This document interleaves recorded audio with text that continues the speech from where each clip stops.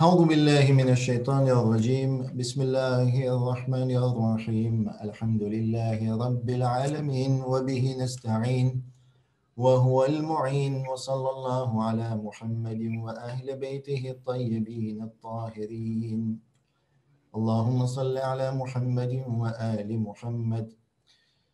Bienvenue à toutes et à tous pour cette seconde session de l'étude du Nahj al-Balagha. Hier, nous avions fait le lien entre l'étude du Coran, l'importance du Coran, le statut du Coran, et de l'autre côté, le statut du Nahj al-Balagha qui représente une compilation de la part de Ash-Sharif al-Radi de paroles, de discours, de lettres, de maximes, de sagesse de l'imam Ali alayhi salam.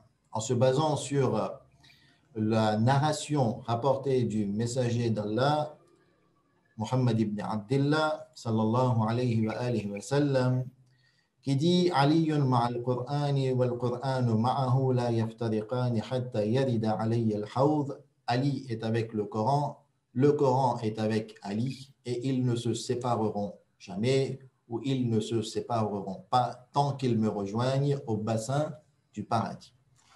Et donc, avec ce parallèle entre l'étude du Nahj al-Balagha et la compréhension du Coran, on enchaîne aujourd'hui avec une entrée dans le vif du sujet. Et pour cela, je vais accueillir une invitée, une accompagnatrice, et il s'agit de Sabera Raja Hussein, qui n'est autre que ma sœur. Et donc, bienvenue à toi.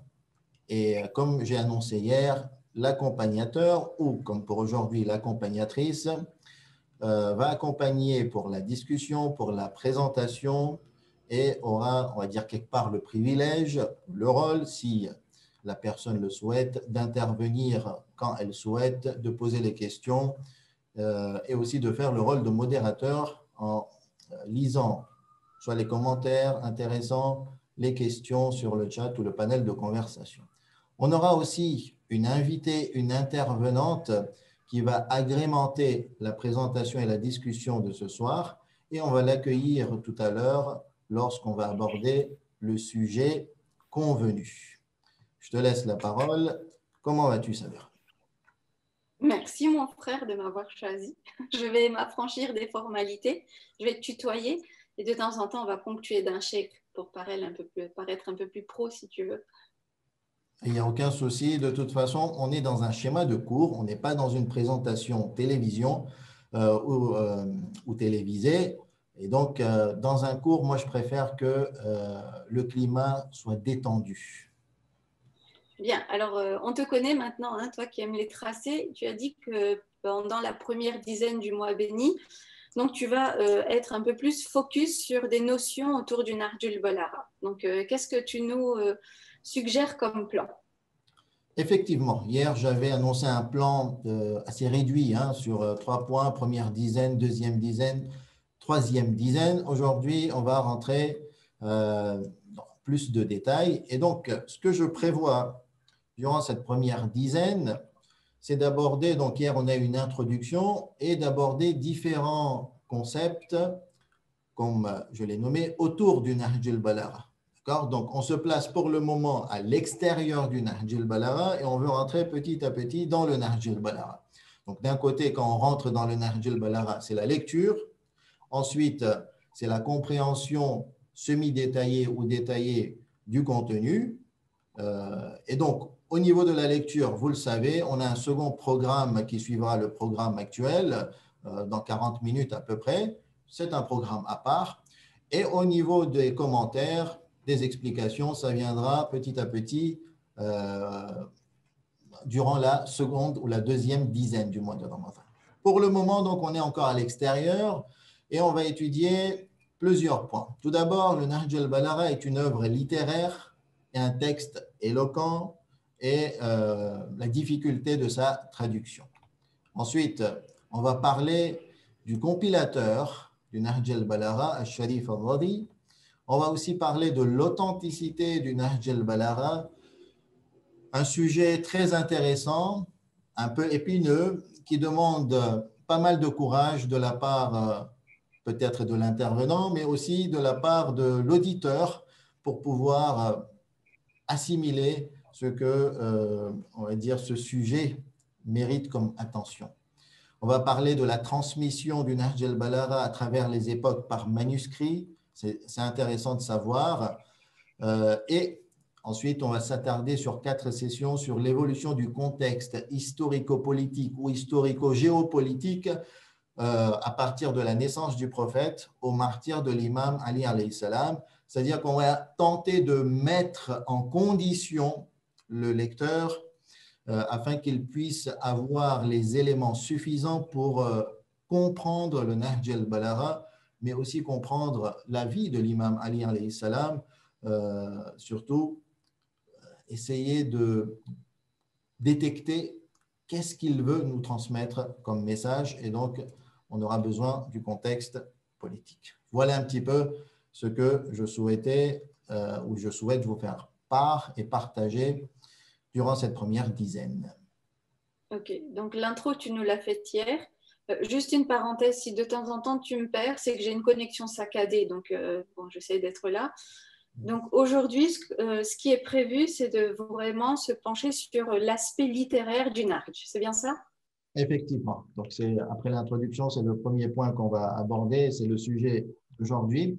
Et avant de rentrer dans ce sujet, j'aimerais faire le rappel d'un point qu'on avait fait part lors de notre rencontre lors du mois de Muharram. C'était la 9e nuit du mois de Muharram 2020. Et on avait parlé du Nahj al-Balagha et ce point, je l'avais évoqué. Je le ramène ici rapidement en tant qu'introduction. Pourquoi le Nahj al-Balagha est devenu un livre célèbre, un livre qui est décrit par les meilleurs attributs, par les meilleures descriptions, qui suscite l'intérêt des plus grands érudits chiites automatiquement, mais même de beaucoup d'érudits sunnites, mais aussi non musulmans. Il y a beaucoup d'érudits et de littéraires chrétiens, de confession chrétienne, qui donnent de l'importance au Nahj al-Balagha. On connaît le nom du fameux Georges Jordac qui a une étude excellente sur plusieurs volumes concernant le Nahj al-Balagha.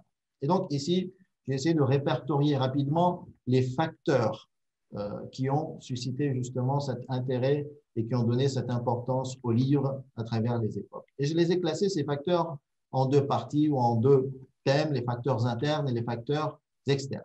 Tout d'abord, l'auteur de cet ouvrage, ou plutôt l'auteur de ces paroles et de ces écrits, c'est Ali ibn Abi Talib, alayhi salam, personnage à ne pas présenter ou à ne plus présenter tellement il est connu et célèbre.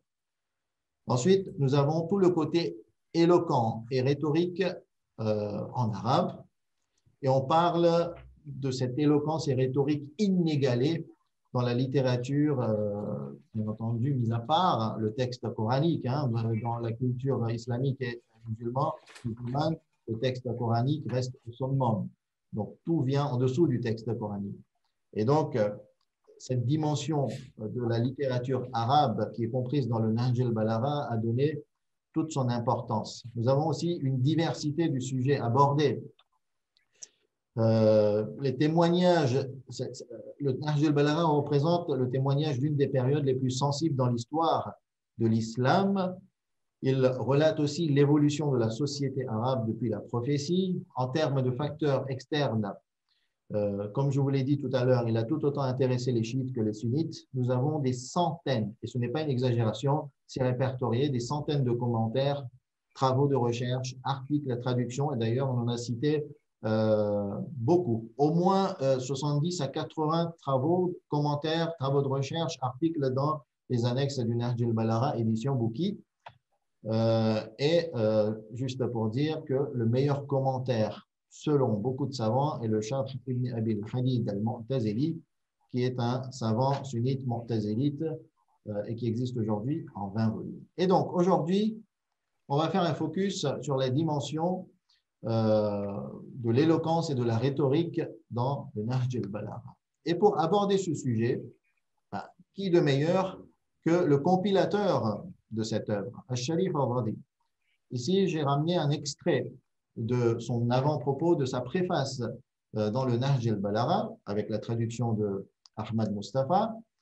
Et il dit l'objectif, hein, prenez bien compte de l'importance de cette expression, l'objectif de cette compilation est de présenter la grandeur et la supériorité de l'émir des croyants, paix sur lui, dans l'art de la rhétorique. Donc, vous voyez, quel est l'objectif principal, par quelle approche Sharif al-Radi a compilé cette œuvre.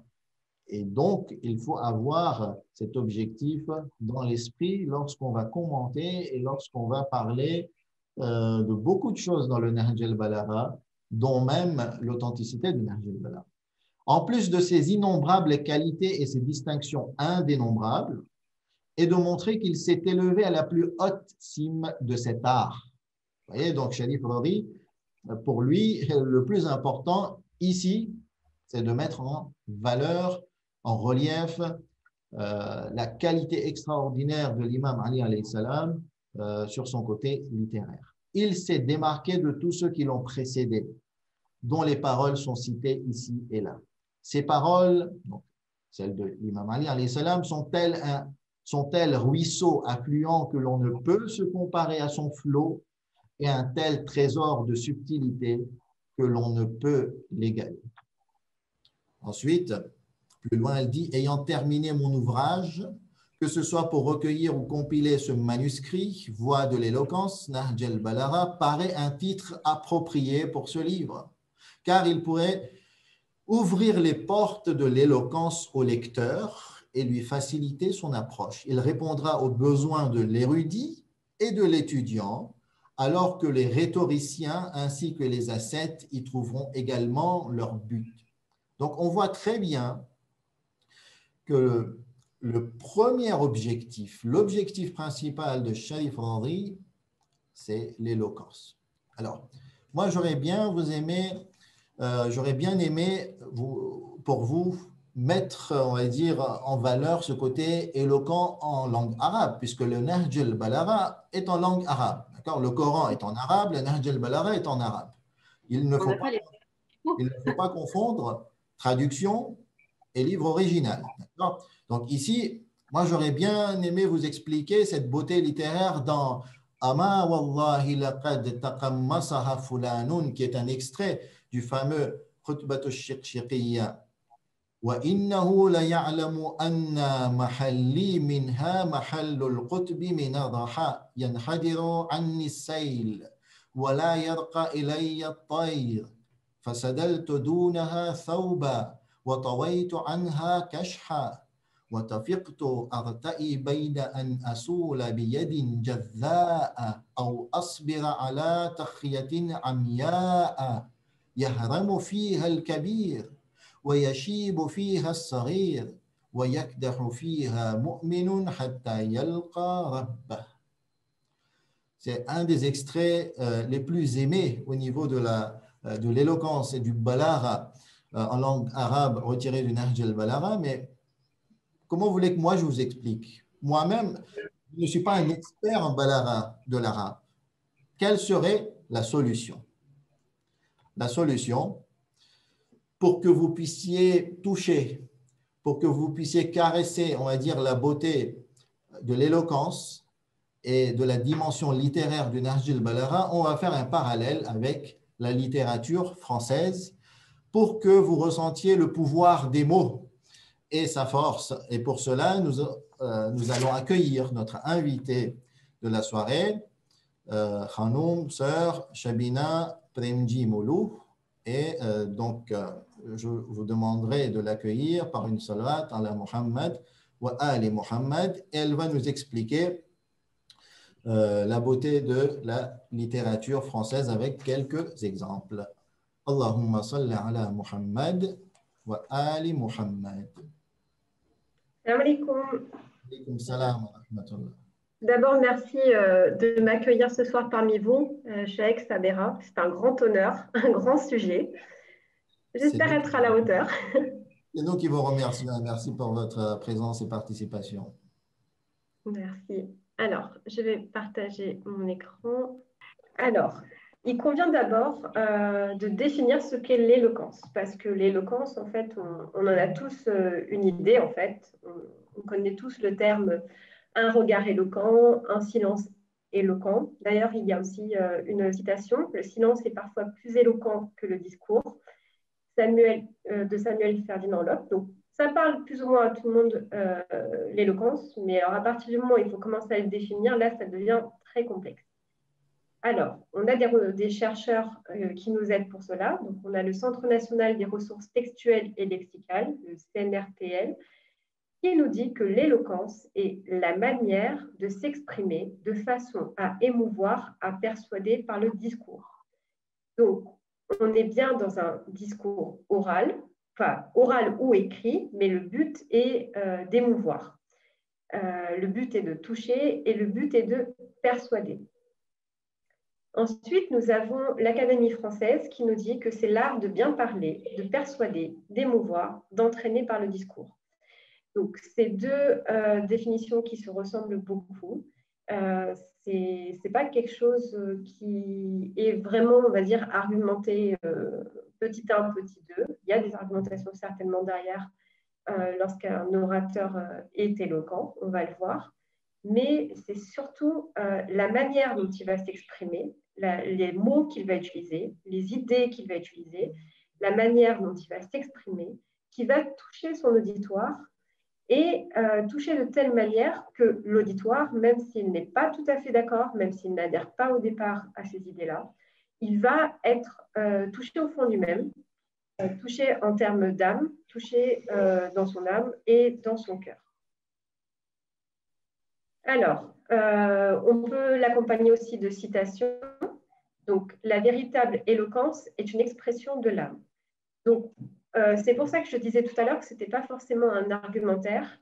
D'après Antoine-Claude Gabriel Jaubert, c'est l'âme qui s'exprime à ce moment-là. Donc, la personne qui va faire un discours éloquent, on va avoir une partie de son âme, en fait. C'est ce qui va ressortir, c'est ce qui va montrer.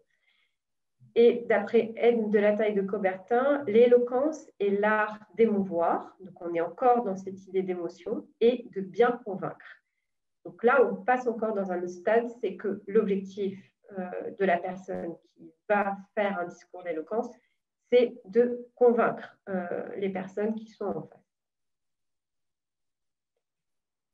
Alors, si on part sur les personnages célèbres qui sont connus pour leur éloquence, donc le thème était la littérature française, mais quand j'ai fait les recherches sur la littérature française, je me suis rendu compte que la première personne qui s'exprimait sur l'éloquence était Cicéron, qui est un homme d'État italien.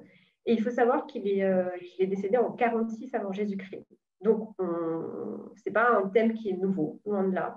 C'est quelque chose qui était défini depuis très longtemps. Il était très connu pour ses discours et si vous cherchez un peu sur Google, je crois qu'il y a 450 citations et vous en connaissez une bonne partie. Et il a défini ce qu'était l'éloquence. Et pour lui, l'éloquence, en fait, elle ne peut être, entre guillemets, effectuée que si on a tout d'abord une culture générale solide, c'est-à-dire qu'une personne qui est éloquente sait forcément des choses, elle a la connaissance, elle s'intéresse à ce qui se passe autour, quel que soit le sujet. Sans ça, il ne pourrait pas être éloquent. C'est, selon Cicéron aussi, une personne qui a une connaissance de la société, donc de la société et des problèmes humains. Et c'est ce qui fait qu'en connaissant la société, les problèmes humains et en ayant une bonne culture, qu'il sait s'adresser à son auditoire et il sait comment l'atteindre, comment le toucher, comment l'émouvoir, que ce soit dans le sens positif ou négatif, ça dépend de quel est son but, ça dépend de ce qu'il veut faire en fait et de comment il veut faire réagir les gens. Donc, quelques citations que vous connaissez certainement. C'est dans l'adversité que se révèlent les vrais amis. Donc, c'est ça en fait l'éloquence, c'est tourner les choses d'une telle manière qu'elle nous force à s'arrêter, elle nous force à nous interroger, à nous poser des questions sur « Attends, là ça veut dire quoi ?» C'est dans l'adversité que se révèlent les vrais amis et là on va commencer à y réfléchir et voir si nous on a déjà expérimenté ce cas-là ou pas. Une autre phrase que les lecteurs connaissent certainement, une pièce sans livre, c'est comme un corps sans âme. Et je vous rappelle quand même que là, on est entre 126 et 46 avant Jésus-Christ. Et il parlait de livres. Alors, aujourd'hui, on sait que par le monde, il y a encore des analphabètes, mais là, avant Jésus-Christ, cette personne-là avait des livres. Donc, c'est dire combien il maîtrisait son sujet et combien on peut lui faire confiance sur ce que c'est qu'est l'éloquence. Et enfin, une dernière citation qui est un peu d'augure en ce moment, puisqu'on subit pas mal ce qui se passe dans le contexte actuel. Nous sommes esclaves des lois pour pouvoir être libres. C'est quelque chose qui mérite un débat, je pense. Mais je vous rappelle que c'est un homme politique, donc certainement attaché à des lois. Il a certainement aussi écrit des lois. Et pour les faire passer, peut-être que c'est comme ça qu'il a dit, on est esclave des lois, mais le but des lois, c'est pour pouvoir ensuite être libre. Donc là, on était côté italien. Donc, et en fait, dans mes recherches, j'ai retrouvé systématiquement la littérature italienne, la littérature française, et en fait, la racine commune, vous la connaissez, c'est la racine latine. Donc, je pense qu'il doit y avoir un lien dans tout ça. Un personnage célèbre connu pour leur éloquence. Donc, si vous cherchez discours de l'éloquence, vous allez tomber sur André Malraux, qui est un écrivain, comme vous le savez, un homme politique décédé en 1976 et qui est renommé pour ses talents d'orateur. Et de ce que je comprends, c'est qu'il reste encore un vrai modèle dans la politique française. Et là, il a fait un discours. Alors, je n'ai pas réussi à trouver, le discours était très long, donc je n'aurais pas su vous le résumer. Mais on est en 1948 et il fait un appel aux intellectuels. Donc, il ne s'adresse pas à n'importe qui, il s'adresse aux bien-pensants. Et si vous vous souvenez du slide précédent où le principe de l'éloquence suivant Cicéron, c'était une connaissance de la société et des problèmes humains, on est là, il connaît la société, Malraux, et il en parle et il fait appel aux intellectuels pour les faire réfléchir et faire bouger les choses. On est là juste après la guerre. Hein. La France n'a jamais été plus grande que lorsqu'elle parlait pour tous les hommes, et c'est pourquoi son silence s'entend de façon aussi poignante. Que sera l'esprit? Eh bien, il sera ce que vous le ferez. Donc, là, on retourne à l'expression le silence éloquent, mais là, il va beaucoup plus loin, c'est qu'il veut atteindre la France dans son unicité. Il rappelle ses intellectuels en disant, mais on n'est qu'un seul pays, on n'est qu'une patrie. Et aujourd'hui, on a perdu cette grandeur parce que nous ne nous exprimons plus pour l'humanité, mais c'est le silence qui règne. Et ça prouve bien qu'on est désunis ou qu'on ne s'exprime plus pour les hommes parce qu'on n'est plus à ce stade-là où on réfléchit pour l'humanité entière. Voilà la manière dont je le comprends. Peut-être que vous aurez une autre version de la compréhension, mais c'est aussi ça, aussi l'éloquence, c'est des appels à débat, des appels à discussion, des appels à interprétation et susciter l'intérêt. Et enfin, un petit clin d'œil à nos origines. Ça vient de Gandhi. Le rire sincère et l'éloquence vraie, il est plus efficace que la parole. Et celui-là, j'ai bien aimé, outre le fait que c'était Gandhi et que c'est une perle de sagesse, mais c'est aussi parce que on a tendance, quand on fait nos discours, à oublier, quand on va essayer de convaincre quelqu'un, on a tendance à oublier de mettre l'humour dans nos paroles. Alors que si on fait rire la personne, voilà, on aura touché son âme, on aura touché son cœur, et peut-être qu'on arrivera plus facilement à obtenir gain de cause. C'est peut-être ce que voulait dire Gandhi, c'est peut-être pas ce qu'il voulait dire, mais là aussi, c'est ouvert à discussion. Ensuite, si je viens sur la littérature française, alors, une partie d'entre vous a certainement dû faire partie du groupe de lecture il y a 2-3 ans, qui était Ce que le jour doit à la nuit de Yasmina Khadra. Donc, Yasmina Khadra, c'est un auteur algérien, mais ça fait partie de la littérature française puisqu'elle écrit en français aussi bien qu'en arabe. Et j'ai choisi 3 extraits de son livre. Donc, ce livre-là traite de la colonisation et de la guerre d'Algérie. Né au cœur des champs, donc c'est Younes qui parle, c'est le narrateur. Né au cœur des champs, je retrouvais un à un mes repères d'antan, l'odeur des labours et le silence des tertres. Je renaissais dans ma peau de paysan, heureux de constater que mes habits de citadin n'avaient pas dénaturé mon âme. Si la ville était une illusion, la campagne serait une émotion sans cesse grandissante. Chaque jour qui s'y lève rappelle l'aube de l'humanité. Chaque soir s'y amène comme une paix définitive. Donc, dans le roman, le personnage principal est né à la campagne, mais il a grandi en ville et il a fait toute sa vie en ville. Et à un moment donné, il retourne et là, on voit qu'il est saisi par ce qu'il voit. Et il se rend compte qu'en fait, il est toujours resté attaché à sa terre. Et qu'on soit de la ville ou qu'on soit de la terre, personnellement, je trouve que cet extrait-là, il touche en fait, parce que on parle d'âme. Déjà, le vocabulaire qui est utilisé, on parle d'âme, d'illusion, grandissante, l'aube, humanité, la paix définitive. Mais on sent vraiment une paix intérieure quand on lit ce passage et on se dit, bah oui, peut-être qu'en fait, c'est ça la vérité, c'est ça, c'est la terre en fait, et peut-être pas la vie citadine où on va très vite, mais peut-être que si j'allais un peu faire un tour par là, peut-être que j'y verrais autre chose. Et c'est aussi ça l'éloquence, c'est arriver à être touché et donc à être persuadé que d'aller dans une direction dans laquelle on n'avait pas pensé forcément. Un autre extrait où là on parlait de colère, et une colère très forte, mais elle est racontée de manière très poétique. Je décelais nettement la braise qui couvait au fond de ses orbites, semblable aux laves océanes que ni les milliards de tonnes d'eau, ni les ténèbres abyssales n'étoufferaient. Et si je ne me trompe pas, cet extrait-là, c'est au moment où il y a le feu qui a détruit toute leur récolte. Et ils sont abattus, ils sont en colère parce qu'ils ont subi que des catastrophes sur catastrophes. Et là, on voit en fait une autre version de l'image. C'est-à-dire qu'on ne voit pas, des fois quand on regarde un film, on voit le feu qui brûle tout. Mais là, en fait, c'est une autre idée qui nous est apportée. C'est de le voir autrement et de voir, voilà ce que c'est que le feu en réalité. Voilà tous les dégâts qu'il peut causer et que rien ne peut arrêter en fait. Et le dernier extrait de ce livre-là, l'hiver 1960 fut si rude que nos prières se gelaient. On les aurait entendus tomber du ciel et se fracasser au sol tels des glaçons. Et donc là, il y a deux idées. Il y a l'idée d'hiver, c'est là où on comprend à tel point il a fait froid. On est en 1960 en Algérie.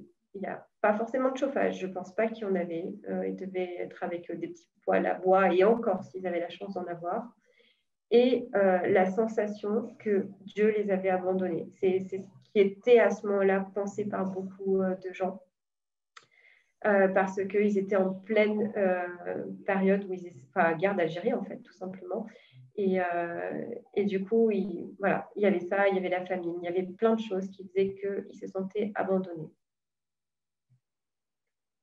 Ensuite, nous avons un autre extrait, L'envol du Sari de Nicole Giroud. C'est un livre que je vous invite à connaître. C'est parti d'une histoire vraie. C'est dans les années 1950, si je ne me trompe pas. C'est un avion qui est tombé, qui est tombé dans les Alpes. Et en fait, ils ont découvert, donc dans l'histoire, on découvre une femme qui est indienne. Et c'est 50 ans plus tard, qu'en fait, un écrivain qui a un peu raté sa vie va voir une exposition et découvre cette exposition et s'interroge sur qui est cette femme. Et il parle avec la petite fille et essaie de reconstituer la vie de cette personne qui, en fait, était une princesse. Et pourquoi c'est intéressant, ce livre-là? Parce qu'il parle de la communauté Parsi. Donc de cette communauté qui a quitté l'Iran, donc à l'époque l'Empire perse, et qui est partie s'installer en Inde et, si je ne me trompe pas, qui fait que l'islam s'est propagé aussi en Inde grâce à cette communauté en fait. Et là, on est dans une partie assez précise du livre où en fait la communauté perse arrive en Inde et ils demandent à s'installer là pour continuer à vivre tout simplement. Et la réponse qu'il leur a donnée, c'est non, c'est pas possible parce que moi j'ai déjà trop de personnes ici et ça va pas coller. Et donc la réponse qui lui est apportée par ce représentant Parsi est la suivante: ma terre est comme ce bol. Si j'y ajoute quelque chose, il va déborder. Donc ça, c'est ce que lui dit la personne en face, l'Indien. Et du coup, Daval se pencha vers le récipient sans un mot. Il y versa du sucre. Le sucre fondit et le lait ne déborda pas. Il tendit alors le bol au roi Rana et répondit: Nous serons comme le sucre dans ce bol et nous nous efforcerons toujours de rendre la boisson plus douce. Donc, c'est une manière pour lui de conclure un accord en disant: Ok, je comprends bien ton point, il ne faut pas qu'on dérange et on ne vous dérangera pas, on vous en fait la promesse. Mais la promesse est si belle que la personne en face ne peut que accepter son discours. Et c'est vraiment ce qui s'est passé. Ils ont pu s'installer et il n'y a jamais eu de problème en fait. Arsène, j'aime bien ce parallèle avec le sucre. Finalement, on n'est rien, on est poussière. D'un côté, le parallèle avec le fait que l'on soit poussière et rien. Et ici, le parallèle avec le sucre. À nous de prendre notre place. Je vous laisse encore un petit moment pour un dernier exemple, pour rester dans le tempo. Oui. Alors, on avait changé l'eau des fleurs de Valérie Perrin, qui est en fait un livre qui est sur le deuil. Le livre de la vie est le livre suprême qu'on ne peut ni fermer, ni rouvrir à son choix. On voudrait revenir à la page où on aime, et la page où on meurt est déjà sous nos doigts. Voilà. J'en ai fini avec mes exemples. Merci beaucoup. Merci beaucoup Merci à vous. pour ce partage. Et moi, j'ai bien ressenti justement ce pouvoir des mots qui donne cette imagination. Et il faut se mettre dans l'esprit que ce soit pour le Nahj al-Balagha, pour le Coran, et d'ailleurs pour tout type de livres qui ont ce caractère d'éloquence et de littérature, c'est que il faut avoir une approche à prendre plaisir de l'esprit. C'est-à-dire que si on ne souhaite pas prendre plaisir de l'esprit et qu'on est attaché, on va dire, à d'autres types de plaisirs, automatiquement, on aura moins d'attachement à un livre comme le Coran et à une œuvre comme le Nahj al-Balagha. Et donc, il faut donner un petit peu, on va dire, une attention particulière d'une des dimensions de notre personnalité et de notre humanité. Qu'en est-il, Samira? Tu veux rajouter un point concernant la littérature, l'éloquence, une question, une remarque? En fait, je me disais, de toute évidence, c'est exactement ce que tu dis, mais je vais utiliser des mots un petit peu différents. C'est que pour apprécier, il faut peut-être dire qu'il faut avoir l'âme littéraire ou l'âme poétique. Et c'est quelque chose qu'on doit développer en soi.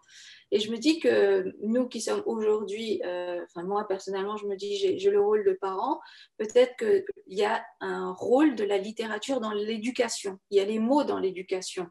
Donc c'est un véritable outil que nous devons transmettre à nos enfants et l'inculquer. Parce que lorsque depuis le bas âge, on leur procure un vocabulaire qui est développé, c'est leur apprendre à poser des mots sur leurs ressentis, c'est leur apprendre à développer une pensée, à la préciser, à l'étayer, à ouvrir leur façon de voir les choses. Donc, je pense que c'est vraiment fortement lié à la littérature. Et plus on s'y exerce, plus on apprécie et plus on devient, comment dire, on arrive à savourer. Donc, je pense que c'est exactement ce que Shabina a développé et toi aussi. Effectivement. Effectivement, Arsène. Alors, on enchaîne avec la suite ou tu souhaites nous partager quelques exemples dans ton esprit? Je sais aussi que tu es une férue de la littérature et de la lecture. Aurais-tu quelques exemples aussi pour nous montrer ce pouvoir des mots ou on enchaîne avec la suite? Je te Je laisse. vais en faire une très simple qui est célèbre pour tout le monde, c'est Le Petit Prince de Saint-Exupéry. Je pense que c'est Le Petit Prince, mais c'est un livre pour adultes et même pour très adultes, hein, on va dire pour la troisième jeunesse aussi. Et j'aime beaucoup cette citation où il dit « On ne voit bien qu'avec le cœur, l'essentiel est invisible pour les yeux ». Je trouve que c'est vraiment, c'est quoi, 1, 2, 3, 4, 5, 6 mots. 6 mots mais qui résume presque l'essentiel de notre objectif de vie. L'essentiel est invisible pour les yeux. Ça résume les valeurs, ça résume la notion de Dieu, ça résume la transcendance, le côté mystique. Enfin, c'est génial, quoi. Le pouvoir des mots est fabuleux. Très bien. Alors, de mon côté, j'avais repéré quelques exemples au niveau de l'éloquence du Nahj al-Balagha avec donc, se partagent sur les maximes, la maxime 126. Je te laisse lire. Attends, je ne la vois pas correctement. Un petit souci. Alors, il dit, paix sur lui, je vais... Excuse-moi, un petit problème. C'est pour mettre plein écran. Voilà. Voilà, merci. Il dit, paix sur lui, je m'étonne de l'avare qui se hâte vers l'indigence, qu'il veut fuir et qui manque le confort qu'il convoite. Ainsi, il passe sa vie dans ce monde comme les pauvres, mais devra rendre des comptes dans l'au-delà comme les riches. C'est presque insolite. Ça, c'est Bon, fabuleux, hein? Alors, l'utilisation des mots comme avare, riche, pauvre, confort, convoiter, fuir, tu vois, ce jeu de mots. Alors là, on est en train de réfléchir uniquement sur la traduction. Okay? Mais le texte d'origine arabe est encore beaucoup plus beau et beaucoup plus doux pour l'esprit. Je m'étonne également de l'orgueilleux qui n'était qu'une goutte de sperme l'autre jour et deviendra cadavre demain. Effectivement, il n'y a pas de quoi s'enorgueillir. Je m'étonne aussi de l'homme qui doute d'Allah bien qu'il voit ses créations. Je m'étonne encore de celui qui a oublié la mort alors qu'il voit les gens mourir. Là, on ne peut pas oublier. Depuis 1 an et demi, on voit que ça. Alors, je m'étonne aussi de celui qui nie la vie à venir alors qu'il voit la première vie. Je trouve ça très beau.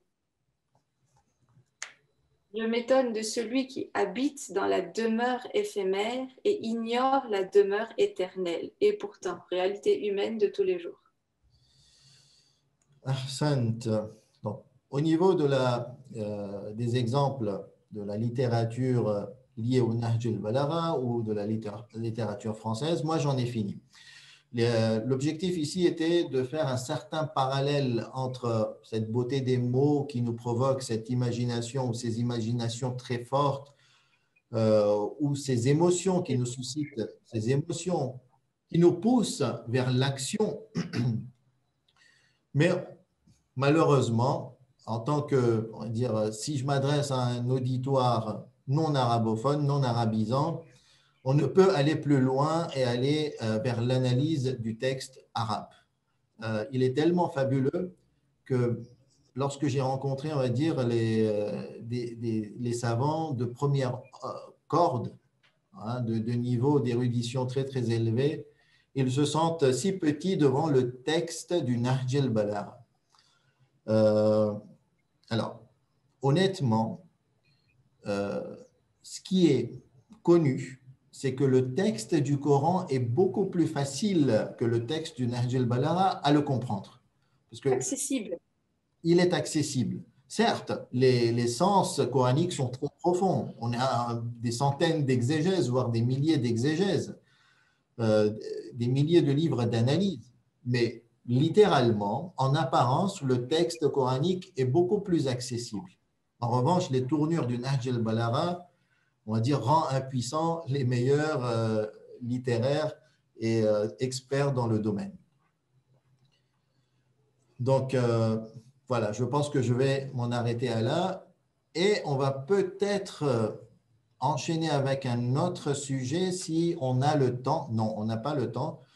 Pour tarder par rapport à la lecture, je pense qu'il est plus sage de conclure cette étude du Nahj al-Balagha ou ce cours sur l'étude du Nahj al-Balagha. Donc aujourd'hui, on a pris des points, des exemples sur l'éloquence, le côté littéraire du Nahj al-Balagha. Demain, on va enchaîner avec quelques petits points au niveau de la difficulté de sa traduction, de la traductologie et la vie du traducteur concernant la traduction de ce texte.